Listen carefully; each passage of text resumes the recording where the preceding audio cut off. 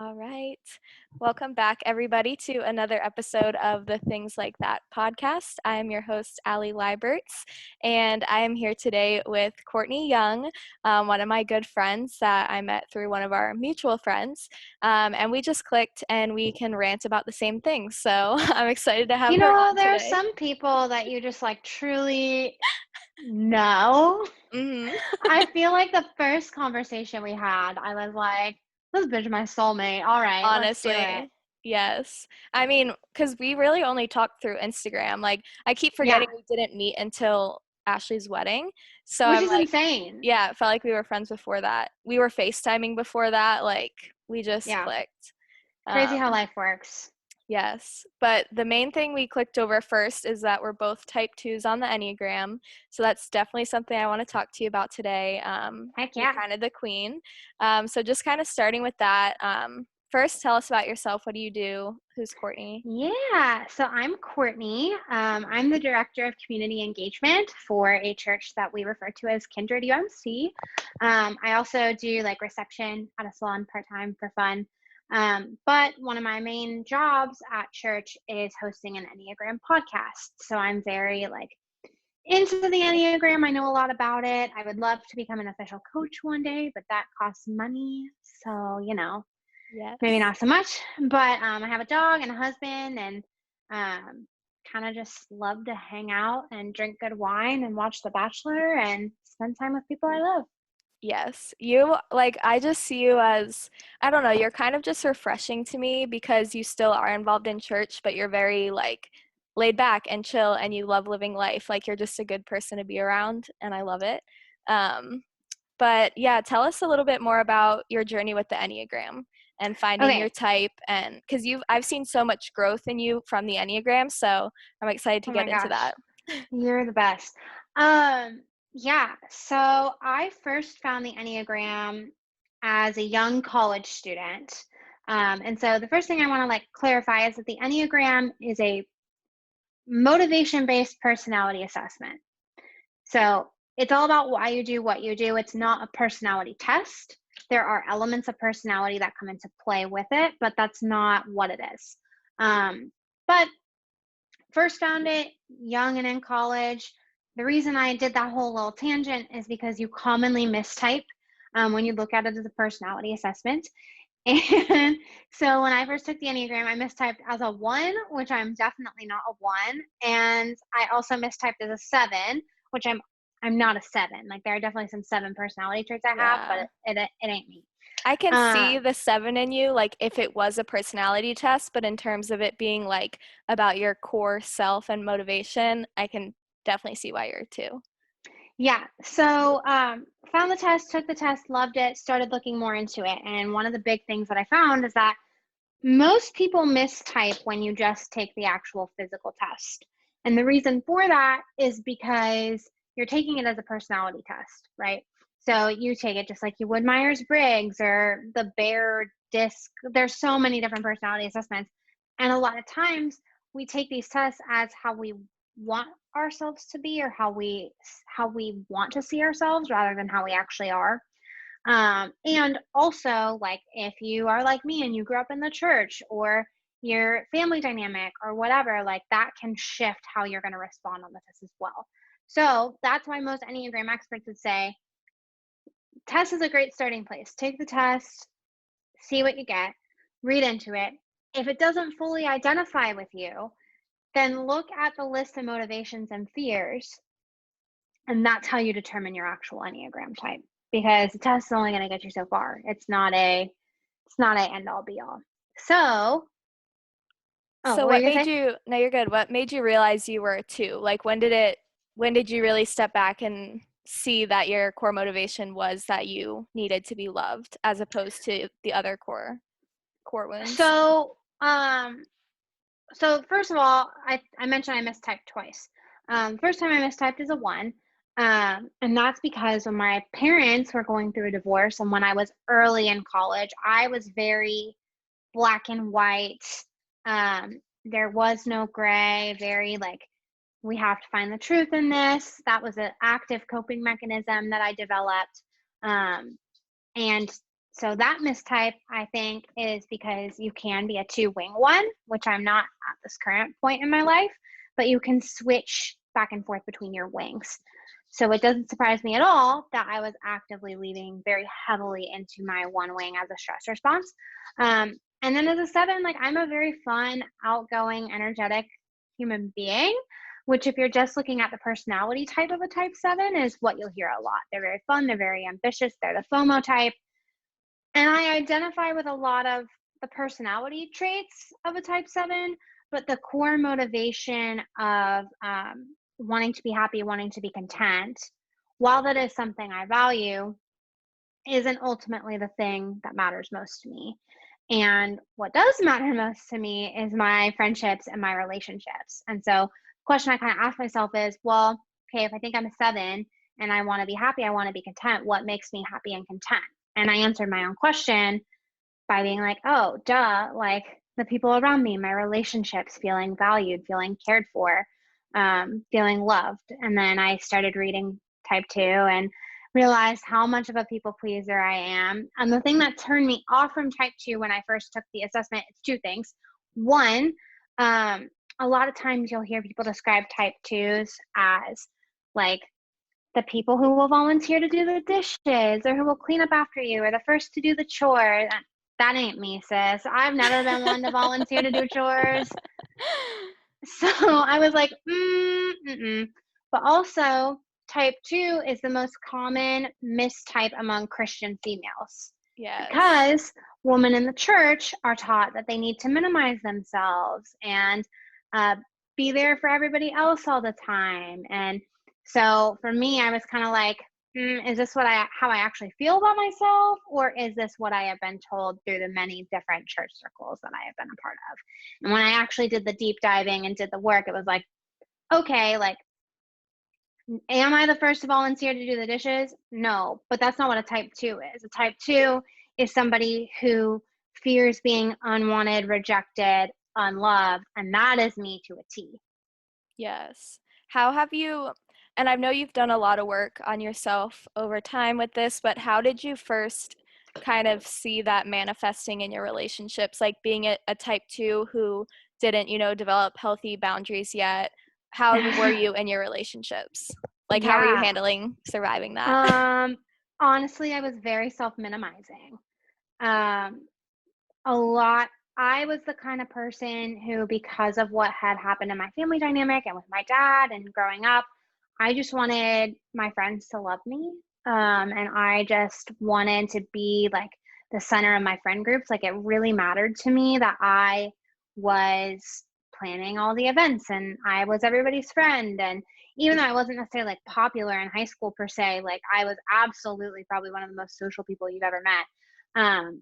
And so as I started to develop friendships and relationships in college, and even up until probably a year or two ago, I realized I would minimize in little ways. And it would be things like you might ask me where I want to go for dinner. And my response would be, oh, whatever you want. I don't care.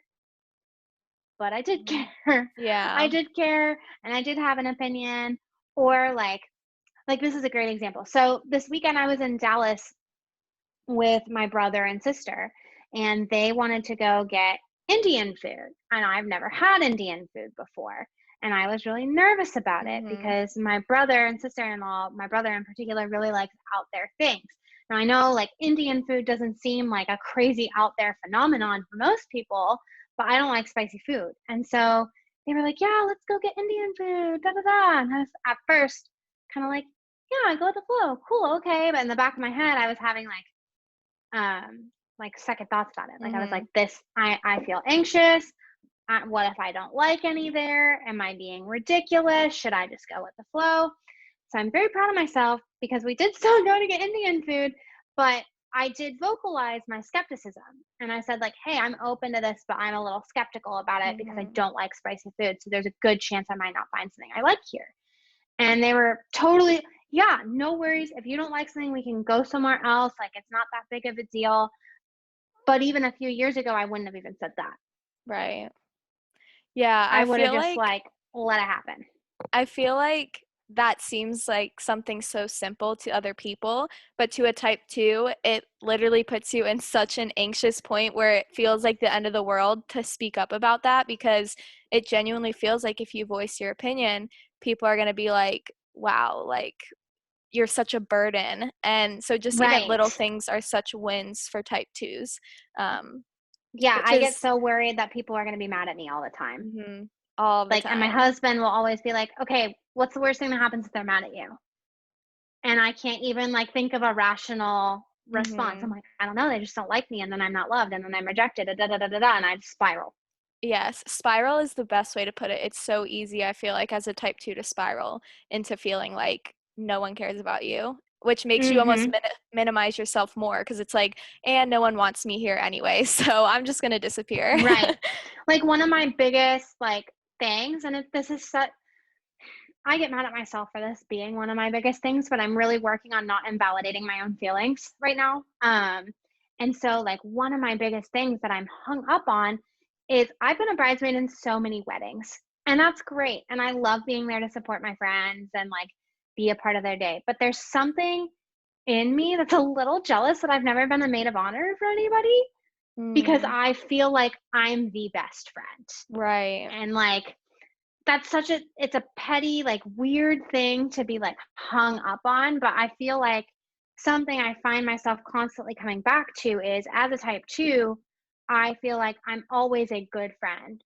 And people think they can run over me, and I also allow them to, but people will take advantage of that and expect for me to always be there.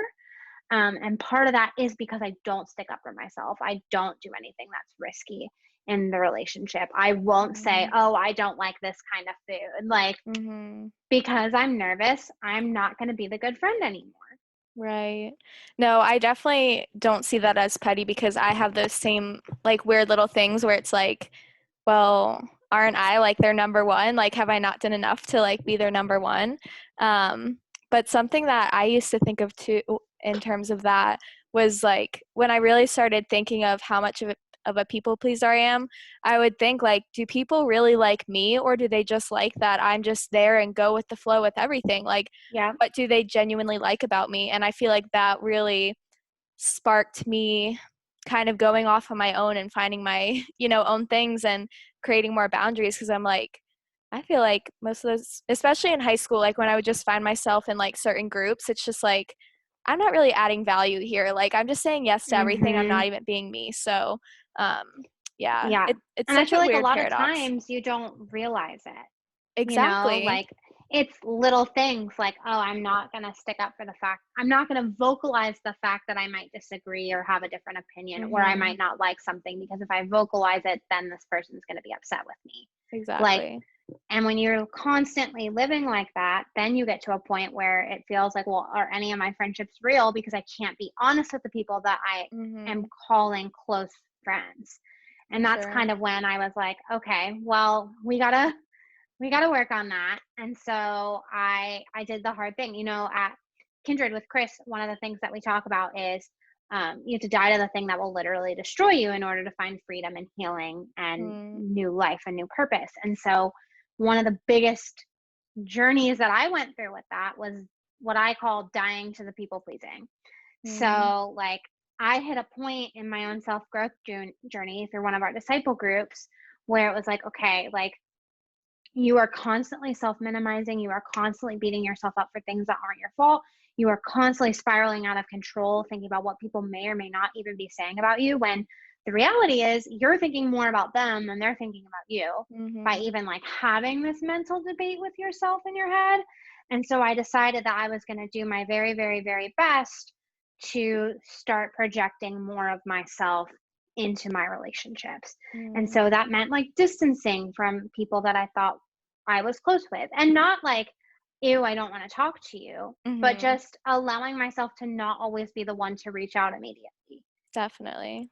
And like actually vocalizing when I didn't want to do something or didn't feel comfortable do something. And um, loving, but also loving myself enough to set myself up for success.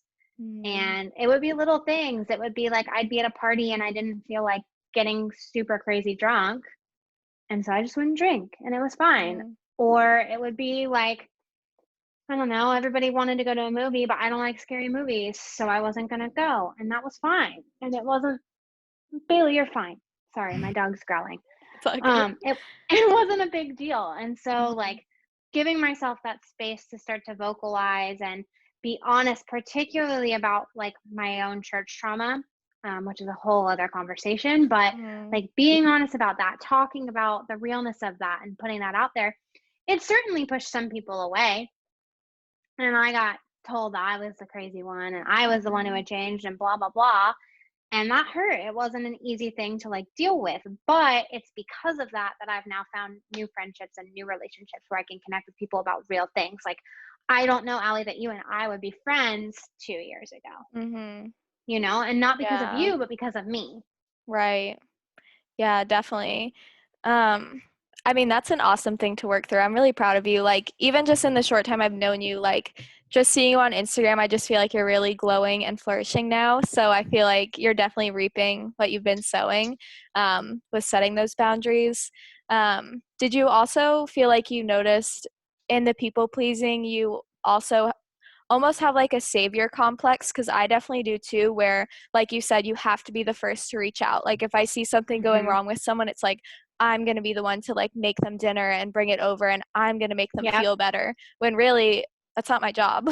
Like Right. of course you can support your friends, but fully leaving my issues to like dive into someone else's and ignoring my own, I feel like I do that a lot too. Yeah. We did a podcast with the director of CPE at a big hospital here in Florida, on our podcast. And a phrase that she taught me that has done wonders for boundary setting, and I'm trying to use it in my everyday life now, is what's my work and what's your work? Mm, Meaning, like, if somebody is upset with me and they haven't communicated that to me, but I'm picking up on a vibe, that's on them. Like, they're the one that's putting the vibe out there. That's their work to address and deal with. And me reading into that vibe when nothing has been said or actually physically communicated is not my issue. That's on them to right. deal with. And until they physically communicate that, I have to just continue to work on myself and continue doing my own thing, because honestly, I'm probably not even doing anything wrong. Right. I totally feel that, because I find myself, going off vibes and just almost fishing for things all the time of like, what's wrong? What's wrong? And then you're like poking and prodding that person and they're like, nothing. You know what I mean? Sometimes it Right. is just nothing. And so it really is hard to pull back and just be like, focus on you. Like if there is a problem, we're all adults, they will speak up. So, Well, and I can't stand the idea of a relationship ending because it was my fault. mm, And that's something I've had to really confront too. So if I can do things like bring dinner, feel out vibes, or ask them what's wrong and be proactive about it, then I've done everything in my power to make sure that that's not my fault. But definitely. again, number one, who is that for? Is that for me or is that for them? And are there better, more tangible ways and things that I can do to show myself that it's not my fault? Mhm. Like, how can I be, I like to use the word self compassionate Mhm. in this moment? Because, like, I love other people so well, but I have to learn to like myself because I Right. don't like myself. So, how can I show myself love? Because that's going to be the only way that I realize that no, this isn't my fault. But then, two, like, again, that's their work to do. Everybody has internal work that they need to do, things that they need to work on, their own coping mechanisms. That's life. We're humans. We all have them. Mhm. And so if they don't, if there's some sus vibe and I look at my own energy and I don't feel it's coming from me and it's coming from them, I need to give them the space to allow them to work on that. And Right. so instead of saying, are you mad at me? Why do you hate me? What did I do wrong? A better question to ask if I really want to get into that conversation, that headspace with them, might be, how are you feeling? How are you doing? What's been going on recently? And then Mhm. that gives them the space to allow them to talk about maybe what's going on. Odds are it has nothing to do with me. Mhm. But if it Yeah, did, then I've opened the door for them to communicate that and to clear that expectation. definitely. I feel like we talked a little bit about this when I was on your podcast too, but and I don't know if the right word is selfish, but just like sometimes I feel like type 2s in us caring so much about the relationship, like in that situation when we're asking them like, what did I do? Is it my fault? We're kind of not giving them the space to actually hear what's wrong with them because it might not be about us at Mhm. all, but it's almost Right. so easy for us to make everything about us and we have to fix it when really it's like something else is totally differently going on with them and they need, you to Right. listen, but we're just worried about, well, what am I doing? What am I doing? So Yeah, I that's a think good selfish point. or martyr mentality is a good way of Martyr, looking at yeah. it. Mhm. Twos and stress go to type 8 as well and take on that walls up, very icy, very like, well, I Mhm. can't fix it. So what am I going to do now kind of Yeah. attitude. Um, it's not up to us to save the world. Actually, the core sin of a type 2 or the deadly sin, because each Enneagram number has a deadly Mhm. sin, is pride. Because twos think they can take on the world and do everything themselves. And Right. they don't allow other people to help them, or they don't give people the space to like talk about how they feel. And it's because we're very self minimizing of our own feelings and thoughts. So would you describe those deadly sins for each number kind of like almost the thing that would destroy them in a Hmm. sense? Okay. Yeah, so it really just depends on your type, what that would be. For me specifically, it was the like the people pleasing. Mhm. I think my pride is a like coping mechanism Mm, of that. definitely. I almost think pride is also a huge wall we put up to our Hmm. very, very fragile hearts. You know what I mean? Like, and we don't want to come off like we need anybody, but we do. Like, we're humans. Right. So I just feel like type 2s are such a paradox of like, Yeah. we come off like we don't need anyone's help, but what we really want is their love. Like, it's just, Yeah. Well, it's we crazy. associate them as the same thing. Yeah, for sure. Another thing I really wanted to get into with you today is you mentioned it earlier about type 2s in the church. So I Ah, kind of want to hear yes. your experience with that because I know you're now in like a new church setting. So, how have you worked all that out with yourself? Yeah, so I grew up in the church. I've been to a bunch of different denominations. I found a home in the Methodist church specifically. Um, but, grew up very conservative, grew up very like going to church all the time. Like that was my big Hmm. social activity. Um, and you don't realize how much it like messes with your head until you're like, out of it a little bit, which I feel Yeah. like is a bit of a paradox because the thing is that I work for a church now. Hmm. So Yeah. so it's weird, but basically I was a youth pastor at a very traditional like pushing the bill, but like when I say traditional church setting, I mean like they did Sunday mornings, whatever. Our Right. pastor was super cool. We loved him. But then our church campus decided that they were going to sell the property so that we could start something new because what we were doing wasn't working. Hmm. And so, new pastor came in. His name's Chris, and we started working together. And instead of doing youth ministry, my role shifted to the director of community engagement. But basically, like our church's goal is to reach people who are anti or apathetic towards church. And even reach people, like that sounds like very churchy language, which even Hmm. though we are a church is something we are not. We are not churchy. Hmm. Um, one of our like our thing by when I say like reach people, I mean like we just want to get to know people for where they are. Like Right. one of the things that we say is that we're in each other's lives and we genuinely mean that. Like I want to know you, I want to know your story. I want to talk about Hmm. what your journey has looked like. I want to help you stop coping and start healing. Hmm. And so it's very affirming and positive and loving to everyone of every religion, no matter what you believe, which is very different than most traditional churches that I have been in growing up. Hmm. Um, but being in this kind of setting and working with Chris really forced me to confront some of my own issues with the church. As a Christian, one of the realities that we accept is that if we claim that we believe in God, like we believe that, when a child gets raped, that God was there, God was present in the room, he saw it and did nothing about it. So how are we supposed to like deal with that? Yeah. Because it's those kinds of things that are pushing other people away. And I think something that a lot of Christians do is they run from those harder conversations because it's not as comfortable or fluffy, and it's not the we all go to Mhm. heaven when we die conversation. It's Mhm. a much harder, much harsher reality For um, sure.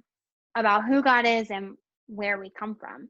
And so, kind of taking all that into account, I realized that we talked earlier about my people pleasing, self minimizing. Well, I did that for the church for a very long time, and that led to some emotional abuse, some trauma from church being in people's sex lives when they shouldn't have been, Mhm. that I really needed to confront and deal with, and actually wrestle with the fact that like bad things happen to everyone, including Christians. Like, I'm not exempt from bad things happening to me because I believe in God. And also, not only do bad things happen, but God sees these bad things happen and maybe doesn't do anything about it. And so, how am I Mhm. going to deal with that? And so, being in a space where I've been able to like really process and do my own work about how I feel about the church, how I feel about God. One of Chris's big things was a challenge to me to be angry at God for what had Yeah. happened. Mhm. And I had never heard that before. I was like, what? Like, no, I've never been angry at God. Why are you asking Mhm. me that? And his response was like, we have a God that loves us so much that he's big enough for us to beat up on his chest. Like, Mhm. he can take it. Like, and also you're not being honest with him about how you feel if you're minimizing it. And so I started, and it was rough. I was yelling a lot. Like, I was pretty sad. And now as I continue to do that work, there are days where I still feel very angry at God for some of the things that I went through, but there are a lot more days where I feel like I have found new life and freedom and healing, and I'm not people pleasing, and I'm actually projecting my own thoughts into the world, and I feel loved and supported and cared for. And the fact that I can now hold these things in balance, like that changes the game for me. Mhm. Um, so yeah, that's kind of like the short version of my story with the church, but it's definitely not a sunshine, rainbows, butterflies Mhm. place that all these Christians want to hype it up to be. And also, I'd like to take this time to say that if you're actively in the church and the only thing that you're concerned about is where people go when they die, you're missing the point. Mhm. So like maybe stop with that. Like, if you're telling people that their souls or their salvation is on the line if they don't come to your church or participate in your thing, that's not a church, it's a cult, and you need to stop. Like, you Mhm. are missing so much of the power and the beauty of what can happen in the church when that's what you're focused on. And it's that behavior that pushes people away. Definitely. Thank you so much for sharing all that. I love the vulnerability. I definitely, during my, journey with deconstructing the church, it definitely, one thing I learned was being angry with God too, and setting aside kind of like where my beliefs are with God now. At that time, like, I realized, like, whatever is there, like, if me being angry at him or me processing my emotions is too big for him, then like he's not the God they've told me he is. So I Right. allowed myself to be angry and um, just express my emotions because you're not gonna move past them until you do. Right. And I think a lot of it is that, that fear aspect of, you know, people are so set on just like wanting to go to heaven and not wanting to displease God. And it's like showing your emotions, if that displeases God, like we have a bigger issue. You know what I mean? Mhm. So, Right. yeah, I definitely agree on that for Yeah. sure. How was um, kind of like getting back into church, like with your new kind of church with Chris? How have you felt differently than, growing up? So, I think one of the like easiest examples of this is people like when you're in a more traditional church setting, people will always say like, oh, I go to Bible study to talk with people that feel similarly to me so that I can grow my faith. And one of the biggest shifts from me has been, oh, I walk into Bible study and everybody looks differently, thinks differently, feels differently than I do. And that's how I'm growing my faith. Mm. It's way less about like being like, Almost like see, the fitting thing a is, mold and more just yeah, figuring out who you are and getting through that shit. Like, right. And like, it's the thing is like, a lot of what shifted is like, instead of saying what I think people want to hear, or like giving myself the easy, churchy, biblical answer, I'm starting to now wrestle with the harder biblical truths that I have to come to terms with if I'm going to claim that I'm a Christian, and having actual discussions about my own shit and the stuff I need to work through, and being honest and owning up to those things. So, like, for example, a lot of times when you're in the church, they'll talk about like holding people accountable. And that holding people accountable usually comes with very churchy answers like, I'm going to hold you accountable to praying every single day because mm-hmm. prayer is an important part of blah, blah, blah. And while This I'm is not like, saying, this is triggering my flight or fight right now, like I'm from not like saying that teenage Bible that's study. right. I'm not saying that's not important. Like, Mhm. to some people, prayer is a very important part of their faith journey. And for me, prayer looks a lot different than like traditional sitting with my hands folded and talking to God. Like, I talk to God when I'm outside, right? Just like in my thoughts. It doesn't have to be this churchy, like tie it up with a Mm. bow on it kind of mindset. And so that's what a lot of people will say, like, mean when they're talking about holding people accountable. For me, because I almost said it's like there's no accountability, but that's not true because there is. But the things I'm accountable to now are showing up and being my most present whole self. Ooh, It's I bringing love my full that. self to the table. It's True. um, allowing myself, like looking at little Courtney who was hurt by her dad and her parents' divorce, and seeing that people pleasing coping mechanism and giving that little girl a hug and allowing her to spiral and feel how she feels, because even though she knows it's spiraling, like sometimes those emotions have to be released in some way. Mm-hmm. Accountability is going to the boxing gym and giving myself an outlet. It's actively confronting my own shit. It's not, Mm-hmm. oh, we're going to make sure that you're praying 5 times a day and not saying the fuck word. Like, that's Yeah. not what it is. And I think that people like mix these two things because one seems very fluffy and comfortable and easy, and the other And is a lot virtuous. harder. Mm-hmm. Right. This is virtuous and good. This is also virtuous and good, but it's way harder. For sure. Yeah, I think I love how you mentioned how the accountability changes, because I think a lot of people and a lot of the problems in the church come from like they kind of demonize humanness so much and you want to be so much like God to where they forget we are still humans. Like we need Mhm. therapy, we need to go to boxing as an Yeah. outlet, we need to, you know what I mean? Like it can't just be praying 5 times a day and because you checked off those boxes, your anxiety is going to go away. Like, you know, it's going to Right. take that deeper work and that's okay as well. So I Yeah. love that. Prayer's great and all, but prayer's not going to keep you from getting anxious in the middle of the night. Yeah. Mhm. For sure. Yeah. Oh my gosh. It's so crazy to think back to the days of like being in like, you know, the cringy Bible studies of just like, it's like, what the fuck are we doing? Like, you know Yeah. what I mean? Like texting each other and being like, I saw what you posted on Instagram and like, you really shouldn't wear a bikini like that. You know what I mean? Like that is not going to get you anywhere. Like, I'm of the opinion that the church needs to get the hell out of people's sex lives, honestly. because I don't think they do a good job. I don't think we have the appropriate resources to actually help people in that area. I don't think we, in general, are people in general, not even just Christians, but people in general have a hard time with hard conversations. Mhm. We're not like, that's something you have to actively work at. You have to actively work at genuinely listening. We call them our core axioms at Kindred, but like Things like making requests, not demands, bringing your whole self to the conversation, asking questions with curious empathy. Like, these are things that do not come naturally to human Not at beings. all. There's something you have to actively work at and work on.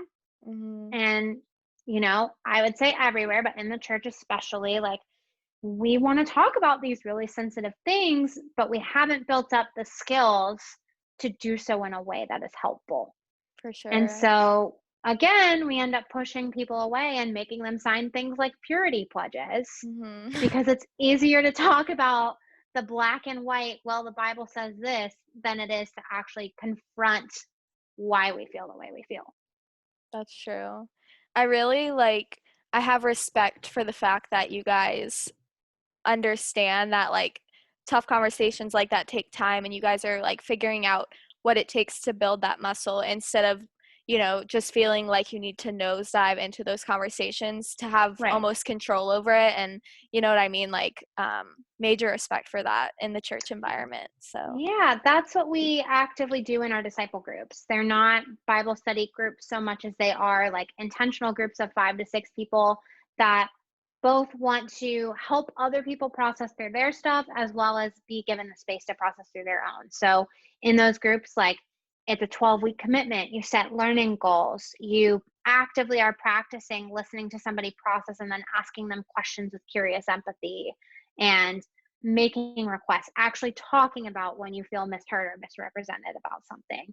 mhm, So that's something that I'm really excited and proud to be a part of. I love that I get to help people do that every day and give people the space to do that. for I mean, if sure. that's ever something y'all are interested in, we do have options to participate in any of our stuff virtually too. So I can definitely, Allie, send you some links for anybody that For wants to sure. know more. Yeah. And I'm sure when you guys have those conversations, things can get pretty deep. So how do you guys kind of create that space for people to process all that? So I mean, that's a great question. So I have two answers for you. The first is in like our like regular non-disciple groups, like our Bible studies, our hangouts, our dinners, our events, like we're actively keeping our core axioms in the back of our mind. So, we want to make requests, not demands. Like, if I'm having a conversation with you, um, there's a big difference in saying, "Hey, can you please turn the music down?" And "What the hell? Why is the music so loud?" Mm. Which is a very surface level example of that. But Mhm. one comes from a place of like, "Hey, they both come from places of I'm uncomfortable and I don't like this." One gives the other person the space to actually do and say how they feel about it, and the other is very demanding. It's very like, I'm going to be in control, I have to da da da. Asking questions with curious empathy, like genuinely trying to listen to understand the other person rather than listening to respond. A lot of times it's a lot easier to think about what we're going to say next or try to fix the problem for the other person. That's not what people want. Bringing your whole self to the conversation. That means even when it's hard, like actually truly showing up and, admitting when you don't know something, which is another thing I think the church needs to get better at. I think a lot of people in the church, when they don't know things, will like plant their feet in the ground and become more firm in their point and very defensive. Very true, And it yeah. it doesn't have to be that way. Like, it's okay to not know everything. I Like, definitely totally agree with that, and I'm still working on being okay with not knowing things. Because I think back to when John and I first started dating, and we'd have conversations about church. Because even though I was out of the church, I feel like I still had to defend those beliefs almost. And so when we would have conversations, I would just, plant my feet firmly and be like, "No, this is it." And he's just like, I would get so defensive. So I definitely still am recovering from that. And I think it's so interesting because I know the church kind of portrays themselves, like when something goes wrong, they say the church is full of, it's not for people who are perfect, it's for people who are hurting. But then when, you know, something is brought to their attention, they act like they know everything. So it's just this right. constant cycle of, you're saying you're imperfect, but then you feel like you have to know everything and be perfect about every conversation. And that's just not how it Right. You works. just don't. And you Yeah. can't know everything. And if you're Mhm. claiming that you do, you're misrepresenting the truth. You're misrepresenting yourself. Mhm. Um, it's not actually helpful for anyone to do that. And that, that comes from a place of owning another axiom of ours, speaking humbly for yourself and not speaking for anyone else. So I can talk for me and how I feel, but I can't tell you how you Yeah. feel. Or also owning responsibility for your feelings. You can feel however you want to feel, but you're responsible for those feelings. So if I feel angry, guess what? That's on me. That's not on you. I'm allowed to feel that way, but you are Mm. not making me angry. Yeah. And I think that's hard as a type 2 to like for me sometimes when like this is something I'm working on right now is just like being okay with like my emotions and thoughts because I tend Mm-hmm. to beat myself up for those because as a type 2 you almost want to keep this like angelic persona so everyone likes you. So when it's like I'm angry, I see that as like I'm a mean terrible person and it's like Right. no, you're just experiencing anger right now and that's okay. And I that's think very hard for me. I think it's hard, and I'm speaking for myself here. Like one of the biggest things that I had to come to terms with is like I love others so well, but I don't fucking like myself. Mm, And I say it that aggressively on purpose. Um, I I feel don't that like deeply. myself. Like, Mm, and like saying that out loud is very difficult and very hard, but it's also like oddly therapeutic and freeing because it gives me the permission to actually question one, why I don't like myself, but two, like gives me the space to feel that mm, and to not feel like I have to put on a mask or I have to continue to beat myself up. It gives me the compassion again for my inner child, for Courtney, who has all her trauma and people pleasing coping mhm, mechanisms. Like, I was taught by my own past that I wasn't supposed to like myself and that I was only supposed to love other people. And so after years and years and years and years of doing that, I don't like myself. It's something I'm actively working on. And I would say that I like myself more now than I did even a year ago. Um, but showing myself love and compassion becomes difficult, especially if I feel like I am in the wrong or I messed up. mm. Yeah, It's so much easier to focus on you and how you're feeling than it is mhm, to talk about me. definitely. It's so hard to own those emotions and sit with that and also not try and fix it right away too because I'm the as much as I try and fix other people quickly, I try and do it to myself too and not everything is fixable in a night. So, Right. do you feel like your fitness journey has helped you on that journey of liking yourself more? 100%. So I have lost 45 pounds over the That's course of a amazing. year. Thank you. Um, and my mom was always like, you got to try Weight Watchers. You got to try this. You got to try it. You got to try it. And I finally was like, okay, I'm going to try it. And the reason I made that decision was because I had said to myself, okay, this is a tangible way that I can show myself self care and self love. Like, doing this, like Mm, deciding I'm gonna lose weight and deciding that I'm gonna like become healthier, the only person that can do that for myself is me. No mhm, one else can do it for me. I can't do it for anybody else. I can only do it for myself. And so it's going to be up to me to set boundaries, to stick up for myself, to not be afraid of prioritizing how I feel.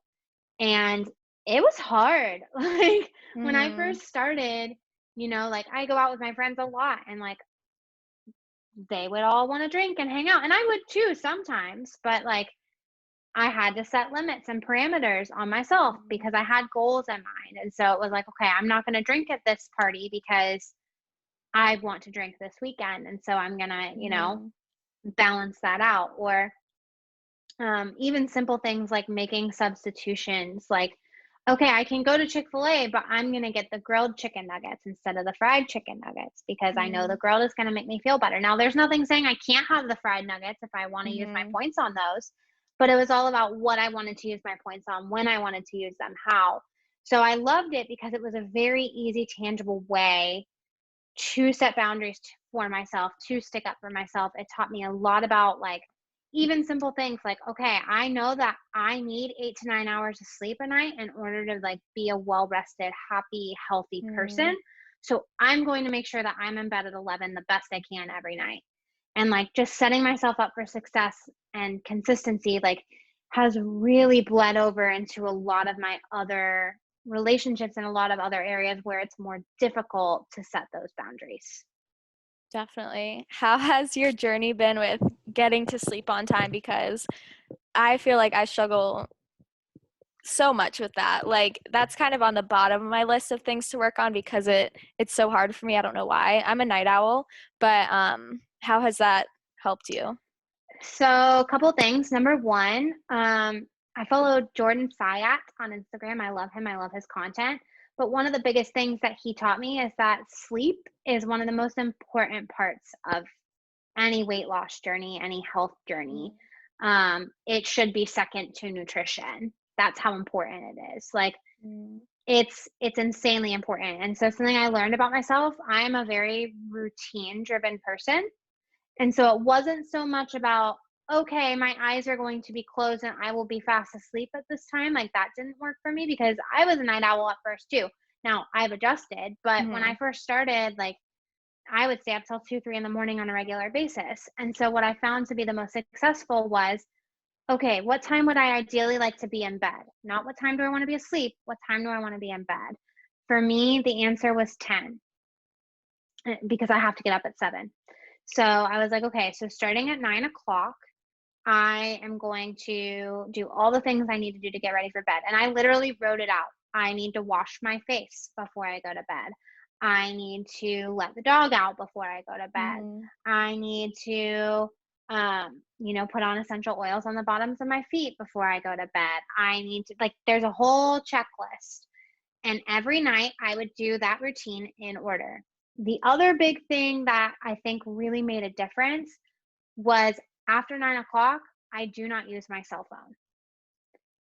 So we That's get so fucking sucked hard for in me.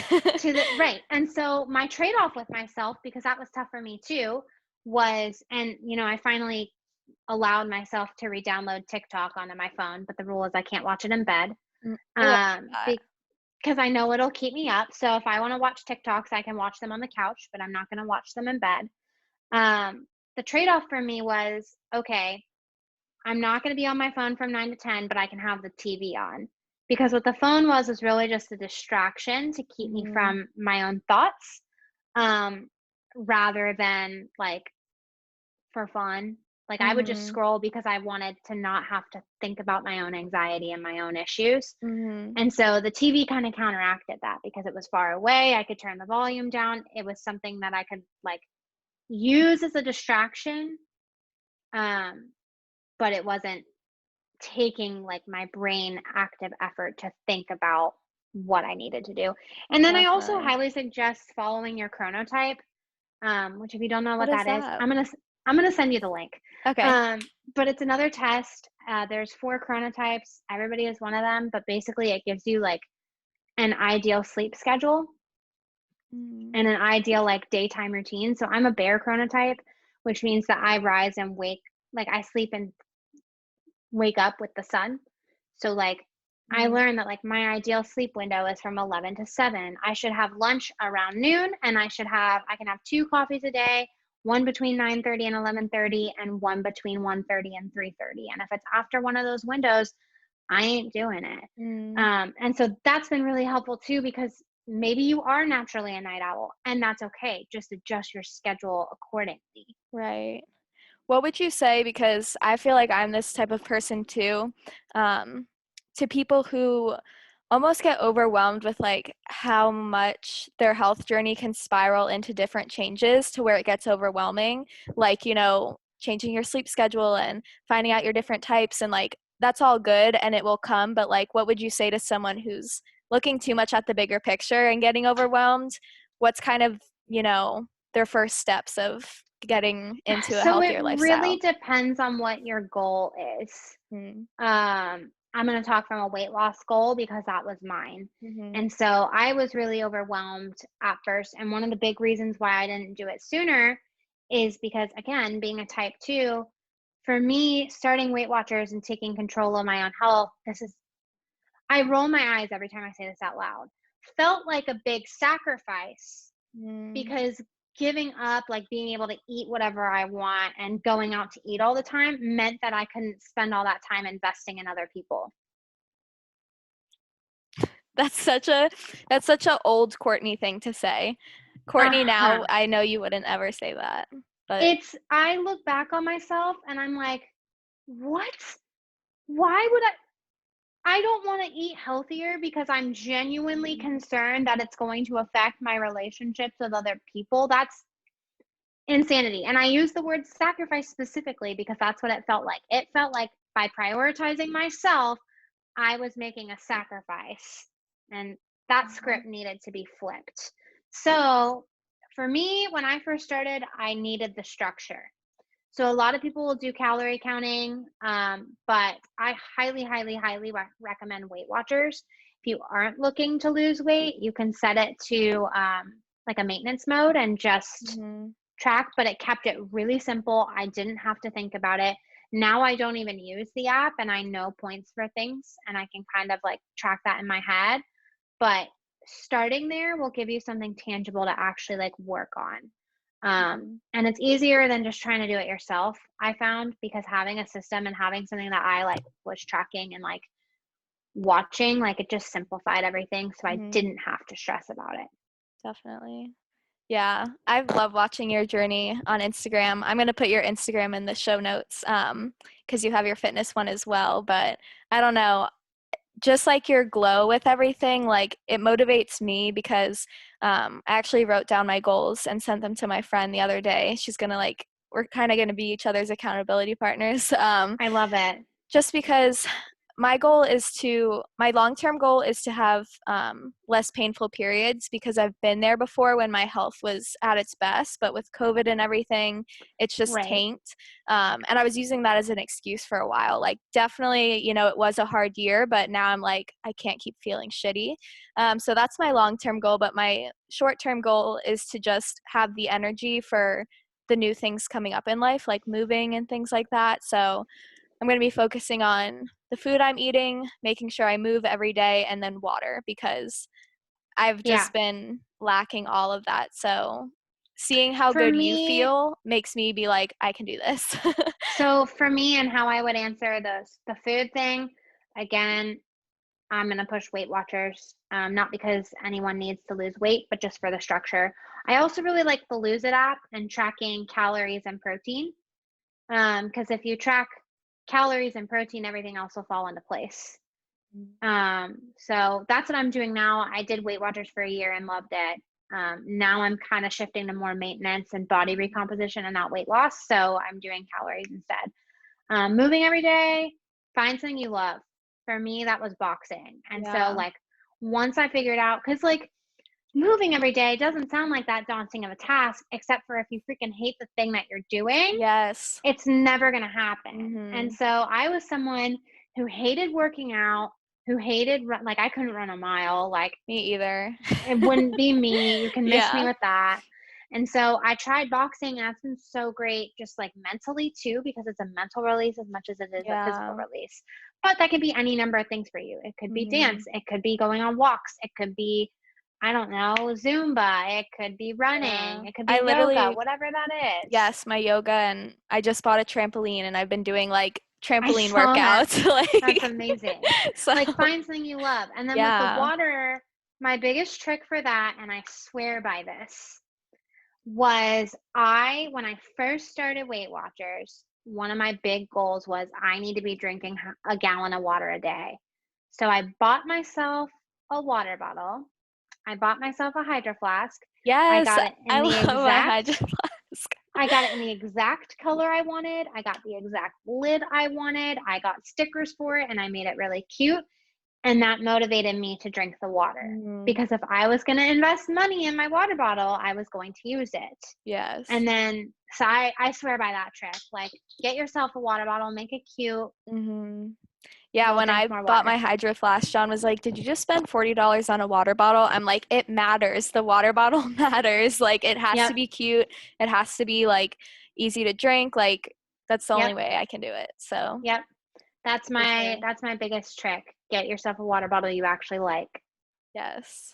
Well, I've loved having this conversation with you. I Yes. just love our energy together. We can just get I hyped up know. about the same things. It's Um, great.